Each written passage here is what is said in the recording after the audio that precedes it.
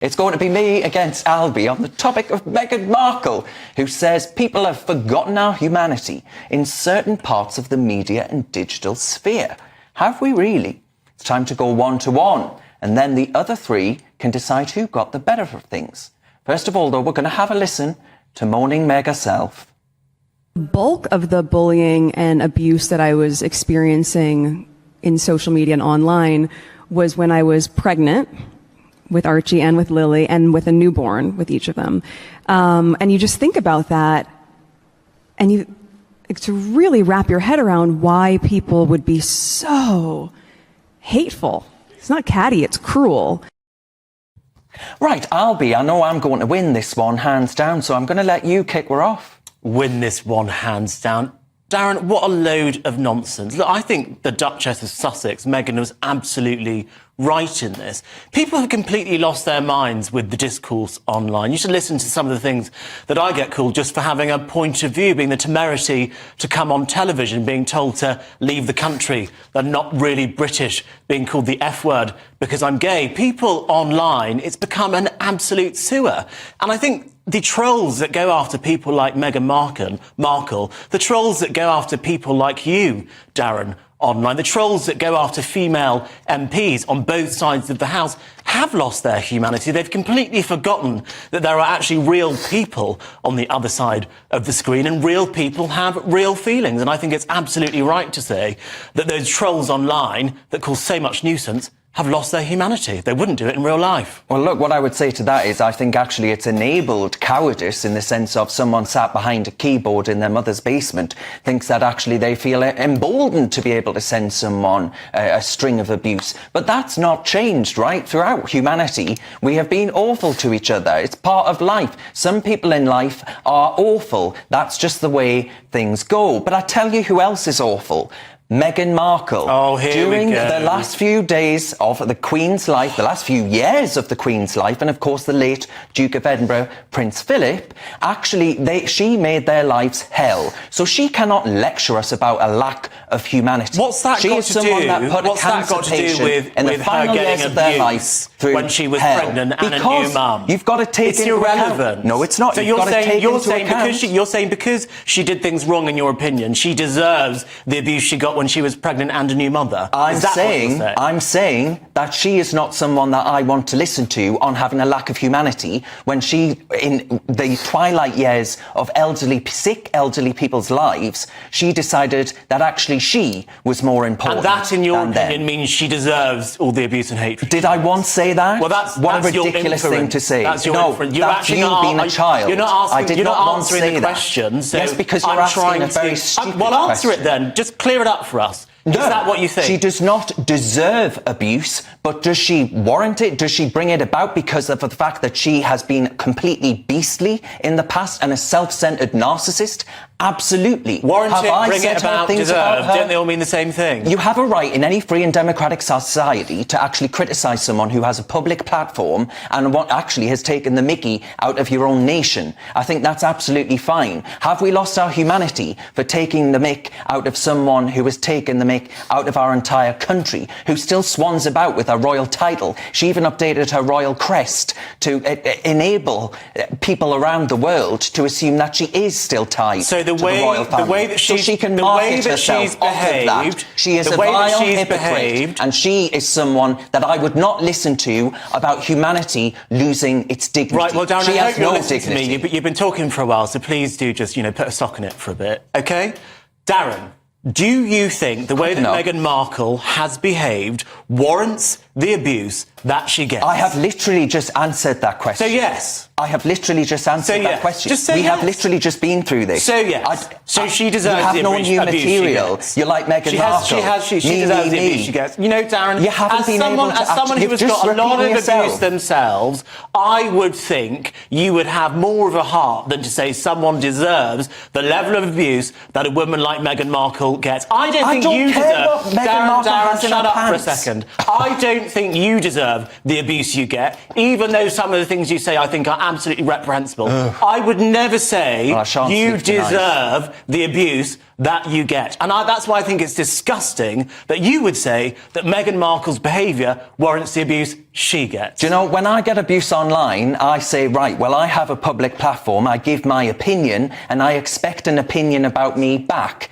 I actually think that that is part of any free and democratic society. I wouldn't want to lose that. Meghan Markle says an awful lot of things that I disagree with as vehemently as you disagree with me. And I have a right to criticise her for that. I have a right to think that she is a self-centred narcissist and to call her so. And I don't think there is anything wrong or a lack of my human dignity in actually saying so. But I think there's a difference between politely making an argument like we are, and I'm sorry for telling you to shut up, that wasn't polite of me.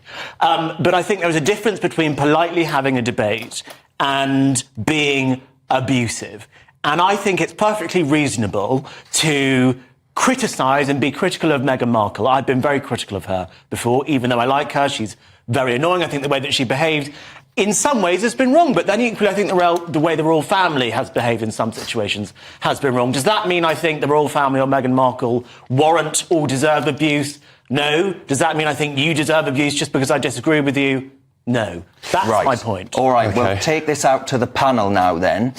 Who wants to go first with an opinion on that? I'll go first. I've been covering Meghan Markle for many, many years, when I was at the Sun newspaper, etc., etc. I agree with you, Darren, that someone who has treated her father so reprehensibly, who professes to be humane and have compassion and whatever else, she doesn't display 1 ounce of that. However, I think the level of discourse and the toxicity on social media that is aimed at people like Meghan Markle, even yourself, even me, everyone gets it, is disgusting. People wouldn't do it face to face. They do it online because they're cowards, and it's mostly behind troll accounts. So I think Albie won that. Cressida? Well, I would like to politely say that I think Meghan Markle looked like she was having the time of her life. They're complaining. I mean, who would she be if she didn't have all this to complain?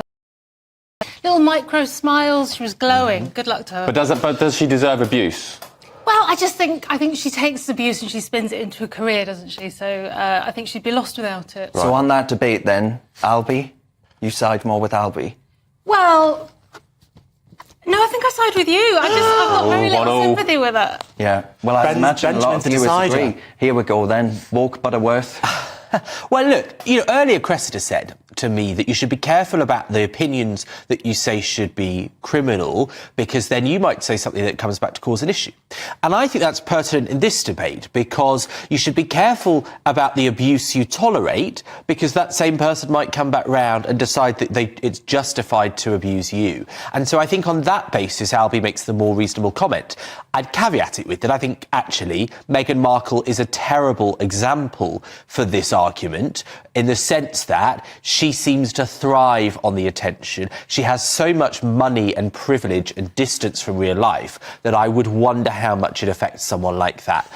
She's not on Twitter, she's not on Instagram, she left those apps. I bet she is on those platforms under fake accounts. The Sussex Royals are back on Instagram. I won't be following. Prince Harry's known to do that, to search his name on Twitter. But hang on, so are you saying Cressida is a hypocrite for what she said earlier and what she's saying now? Yes, I think probably there is a hypocrisy between those things, but I side with Albie. Right, we need to let Cressida come back to that. I don't know. I don't think it's. I'm not being a hypocrite. I'm always right. Like Meghan Markle. Well, yeah, very much like Meghan Markle. But I don't do as much to earn my online abuse, and I have a lot less than her. And actually, I think, anybody that has a little public profile, and mine is very small, but it's there, I think that, the abuse is unacceptable, but you have to laugh at it. The other week, we were discussing weight, which we seem to do a lot, and there's a big debate in the YouTube comments about whether I was fat, and someone went, I'd call him porky, but not fat. And then someone else said, have you noticed he always wears black to look slimmer? So you have to see the lighter side. But do you think, on a broader point, there is a problem with Meghan Markle herself being the mouthpiece for kinder,